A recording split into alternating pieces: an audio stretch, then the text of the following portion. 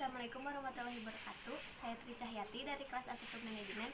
Saya akan menjelaskan tentang motivasi, teori motivasi. Apa itu motivasi? Jadi motivasi itu proses yang menjelaskan mengenai kekuatan, arah, dan ketekunan seseorang dalam upaya untuk mencapai tujuan. Di sini ada teori-teori awal mengenal motivasi. Teori hierarki kebutuhan. Hierarki kebutuhan dari Abraham Maslow menjelaskan tingkatan kebutuhan, yaitu selanjutnya teori motivasi kontemporer mencakup teori kebutuhan MC Cleland.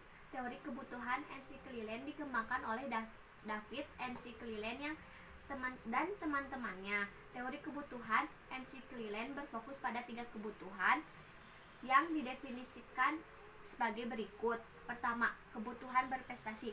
Jadi dorongan untuk melebihi, mencapai standar berusaha keras untuk berhasil.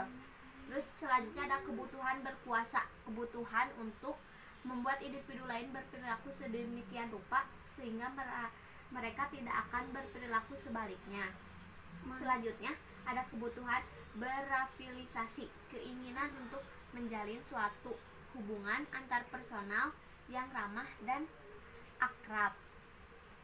Selanjutnya, teori evaluasi kognitif. Jadi teori evaluasi kognitif ini teori yang menyatakan bahwa pemberian penghargaan ekstrinsik untuk berperilaku sebelumnya memuaskan secara intrinsik cenderung mengurangi tingkat motivasi secara keseluruhan.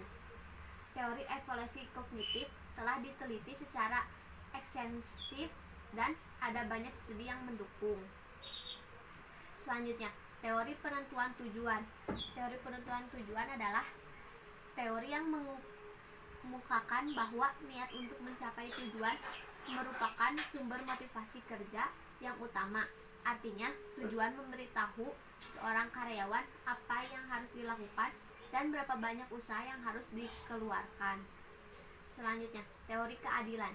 Teori keadilan adalah teori bahwa individu membandingkan masukan-masukan dan hasil pekerjaan mereka dengan masukan-masukan dan hasil pekerjaan orang lain dan kemudian merespon untuk menghilangkan ketidakadilan.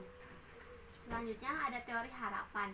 Teori harapan adalah kekuatan dari suatu kecenderungan untuk bertindak dalam cara tertentu bergantung pada kekuatan dari suatu harapan bahwa tindakan tersebut akan diikuti dengan hasil yang ada pada daya tarik dan hasil itu terhadap individu tersebut.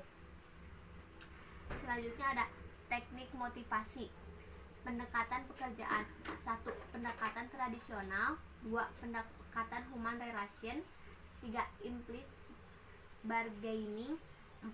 Kompetisi. 5. Motivasi internal. Selanjutnya ada teknik motivasi pendekatan pekerjaan. Pendekatan tradisional. Pendekatan ini dikenal sebagai suatu pendekatan yang beraliran keras yang lebih memandang manusia sebagai alat produksi. Pendekatan ini berangkat dari asumsi MC Grigor tentang yang dikenal dengan teori X. Teori X mengasumsi bahwa pertama, karyawan pada dasarnya tidak suka bekerja dan jika mungkin ia menghindari pekerjaan. Kedua, karena ia tidak suka bekerja, maka ia harus dipaksa, dikendalikan, atau diancam dengan hukuman supaya mau bekerja untuk mencapai tujuan. Ketiga, karyawan cenderung menghindari tanggung jawab dan lebih suka diarahkan secara formal. Keempat, karyawan pada umumnya memprioritaskan keselamatan di atas faktor-faktor lain yang dikaitkan dengan pekerjaannya dan kecil ambisinya. Pendekatan human relation. Pendekatan ini mengutamakan hubungan yang baik antara atasan dan bawahan. Pendekatan ini berlandaskan pada asumsi MC Grigor tentang manusia yang dikenal dengan teori Y. Teori Y mengasumsikan bahwa pertama, karyawan dapat memandang pekerjaannya sebagai hiburan atau permainan. Kedua, orang akan melaksanakan sendiri arah pekerjaan dan pengendaliannya jika dia merasa komit dengan tujuan. Ketiga, orang pada umumnya mau belajar untuk menerima tanggung jawab bahkan mencarinya. 4. Kreativitas, yaitu kemampuan untuk membuat keputusan yang baik, tersebar luas di kalangan masyarakat dan tidak semata-mata merupakan fungsi manajemen saja. Selanjutnya, implicit bargaining. Pendekatan ini merupakan kombinasi dari pendekatan tradisional dan pendekatan human relation dengan maksud untuk menutupi kelemahan dari masing-masing pendekatan dan memanfaatkan kelebihannya. Di sini ada dalam pendekatan implicit bargaining ini seolah-olah ada perjanjian yang tidak tertulis antara pekerja dan pihak pimpinan mengenai hal-hal apa yang menjadi tugas dan yang harus dikerjakan oleh pekerja.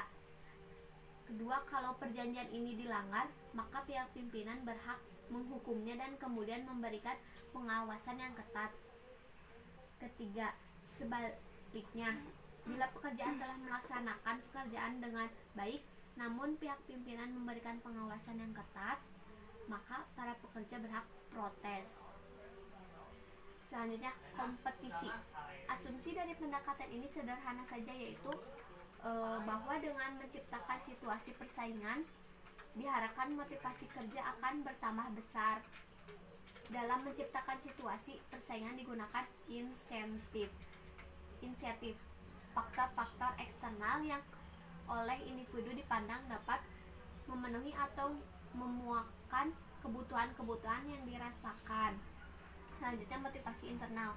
Keadaan yang paling optimal adalah bila mana atasan dapat membangkitkan motivasi internal dalam diri pekerjaan. Hasrat untuk bekerja dengan baik tidak lagi ditentukan oleh imbalan atau hukuman yang berasal dari luar dirinya. Sekian presentasi dari saya. Wassalamualaikum warahmatullahi wabarakatuh.